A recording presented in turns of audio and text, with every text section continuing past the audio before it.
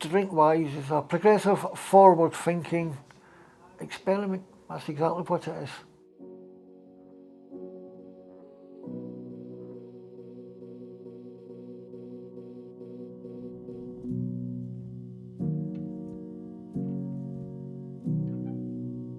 It just seemed normal, you know. I didn't consciously know, oh, I'm going to go and have more drink today. You just, oh, I'll go and spend the day with the boys. People my age do tend to, you know, it is the time where you start going through redundancy, bereavement. Our experience from speaking to many older adults over the course of the programme, and other research shows that they feel very intimidated going into generic treatment services. There's a lot of stigma, embarrassment, so they may not come forward for help. Older people do need a specific focus or a different approach or a different way of working. And I was surprised that they were offering home visits and whatever, which put me at ease straight away. And they were so loving, caring, understanding. And I walked away not thinking that I was a complete and utter failure. I thought, I can do this with some support. It's about informing and giving people advice if they want it. She got me to do my own work. That's brilliant, isn't it? And I said to her, no, I can't go, I don't like groups. And she said, oh, go on, just give it a go. I said, no, not going. And then she kept saying, give it a go. So I went, and it was the best thing I did. The MAP group that I go to are all people of a certain age. We're all over 50. So we learn to structure the meeting, a quick check-in, and then use tools to facilitate discussion.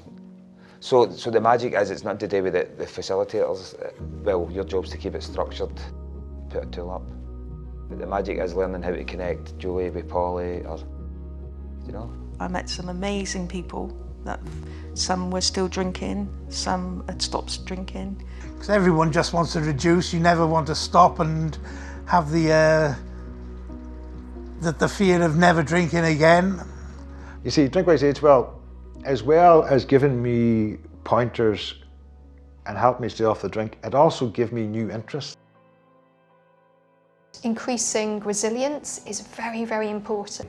And understanding that we need to get people in the right place, that we also need to look at their social needs as well as their psychological needs. I mean, I went to comedy, they sent me to comedy workshops. I really enjoyed that. I had a ball at that there.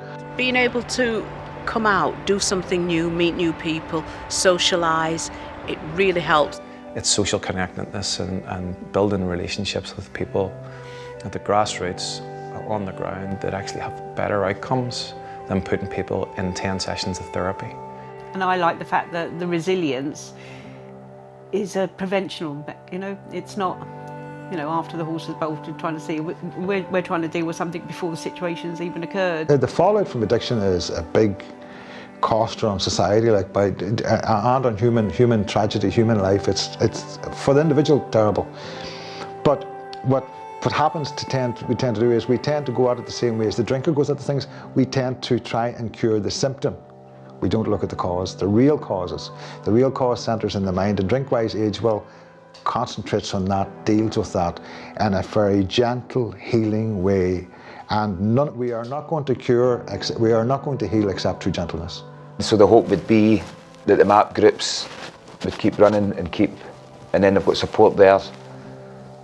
A community, I think, you know, for the longer term. So I suppose early on, we didn't realise the benefit of MAP, how important the groups could be. Build an evidence base and invest in research so that we can influence policy and practice. We've had a real influence in Welsh Government policy with this programme, and will continue to do so. I've seen people getting sober.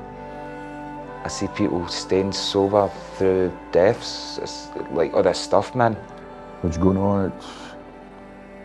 I've had a lot of personal problems, but because of the drink, that's sorting itself out now. I'm starting to get a better life. It's been tough, it's not easy. I think that every day I think about having a drink, but I know I'm stronger than it.